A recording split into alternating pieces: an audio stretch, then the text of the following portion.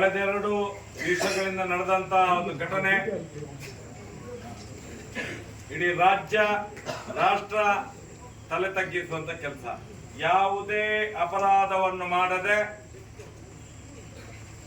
ಕೆಲವು ಷಡ್ಯಂತ್ರ, ಕೆಲವು ಪಿತೂರಿಗಳಿಂದ ನಮ್ಮನ್ನು 2 ದಿವಸ ಜೈಲಿನಲ್ಲಿ ಇಡಲಾಯಿತು. ವಸುದೇವ ಯಸುದನ ಮಗನೇ ಹುಟ್ಟಿದ್ದು ಜೈಲಲ್ಲಿ, ಶ್ರೀಕೃಷ್ಣ ಪರಮಾತ್ಮ. ಅಲ್ಲಿಗೆ ಹೋಗಿ ಬಂದದ್ದು ನಮ್ಗೆ ಏನು ನೋವು ಅನ್ಸ್ಲಿಲ್ಲ. ಯಾಕಂತ ಹೇಳಿದ್ರೆ ಇವತ್ತು ಶ್ರೀಕೃಷ್ಣ ಪರಮಾತ್ಮ ಹೊರಗೆ ಬಂದಾಗಿದೆ. ಮುಂದಿನ ದಿನಗಳಲ್ಲಿ ದುಷ್ಟರ ಸಂಹಾರ ಖಂಡಿತವಾಗಿ ನಡೆಯಿದೆ.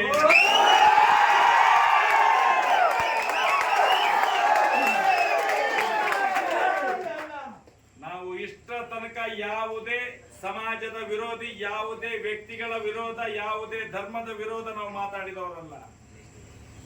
ಬರೇ ಧರ್ಮಸ್ಥಳ ಗ್ರಾಮದಲ್ಲಿ ನಡೆದಂತ ಅತ್ಯಾಚಾರಿಗಳ ದಮನ ಆಗ್ಬೇಕು, ಆ ಅತ್ಯಾಚಾರಿಗಳು ಯಾರು ಅನ್ನುವಂಥದ್ದು ತಿಳಿಬೇಕು ಅನ್ನುವಂಥ ದೃಷ್ಟಿಯಿಂದ ಹೋರಾಟ ಮಾಡ್ಕೊಂಡು ಬಂದಿದ್ದೇವೆ.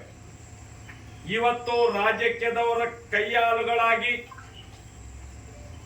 ಅತ್ಯಾಚಾರಿಗಳ ಕೈಯಾಳುಗಳು ರಾಜಕೀಯದವರಾಗಿ ಇವತ್ತು ಇಡೀ ಇಲಾಖೆ ವ್ಯವಸ್ಥೆಯನ್ನು, ಪೊಲೀಸ್ನವರು ನಿನ್ನೆಂದೆಷ್ಟು ಶ್ರಮ ಪಡ್ತಾ ಇದ್ದಾರೆ.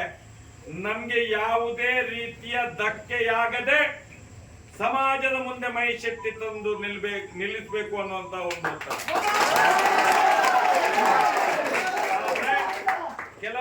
ಕೆಲವು ರಾಜಕೀಯ ವ್ಯಕ್ತಿಗಳ ಪಿತೂರಿಯಿಂದ ಆದಂತ ಒಂದು ದಿನದ ನೌಟಂಕಿ ಬಂಧನದ ಯಾತ್ರೆ ಇಲ್ಲಿಗೆ ಮುಕ್ತಾಯವಾಗಿದೆ.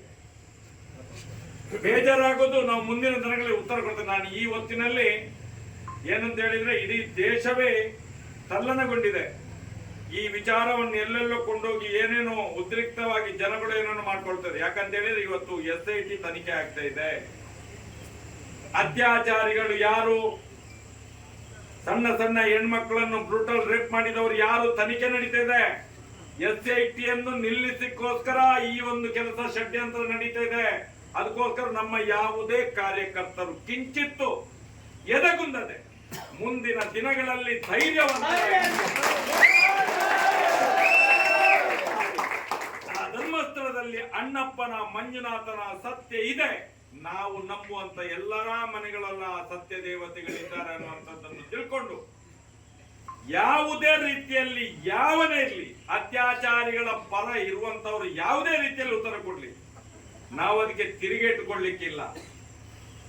ನ್ಯಾಯ ಸಿಗುವ ತನಕ ನಾವು ಸುಮ್ಮನೆ ಇರಬೇಕು. ಜಾಸ್ತಿ ದಿನ ಇಲ್ಲ ಇನ್ನು. ಆದಷ್ಟು ಬೇಗ ಧರ್ಮಸ್ಥಳದಲ್ಲಿ ಆದಂತ ಅತ್ಯಾಚಾರ, ಕೊಲೆ ಪ್ರಕರಣಗಳಿಗೆ ಮುಂದಿನ ದಿನದಲ್ಲಿ ಒಳ್ಳೆಯ ರೀತಿಯ ತೀರ್ಮಾನ ಬಂದೇ ಬರ್ತದೆ ಅನ್ನುವಂತ ಆತ್ಮವಿಶ್ವಾಸ ನಮ್ಗೆಲ್ಲರಿಗೂ ಇರಬೇಕು.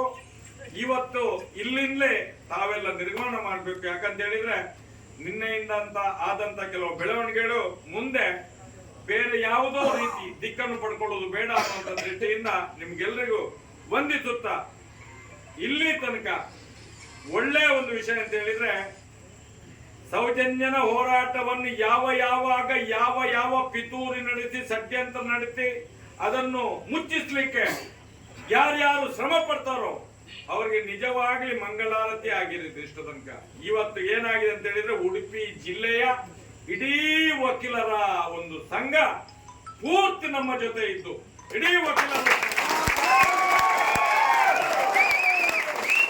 ನೂರಾರು ವಕೀಲರು ಒಗ್ಗಟ್ಟಾಗಿ ನಮ್ಮನ್ನು ರಕ್ಷಣೆ ಮಾಡಿ ನಮ್ಮ ಮನೆಗೆ ಬಿಟ್ಟು ಕಳಿಸಿದ್ದಾರೆ. ಆ ಎಲ್ಲ ವಕೀಲರ ತಂಡಕ್ಕೆ, ಆ ಸತ್ಯವಂತ, ನ್ಯಾಯವಂತ, ಧರ್ಮವಂತ ವಕೀಲರ ತಂಡಕ್ಕೆ ನಾನು ದೀರ್ಘದಂಡ ನಮಸ್ಕಾರ ಮಾಡಿ ನನ್ನ ಒಂದು ಅಭಿನಂದನೆಯನ್ನು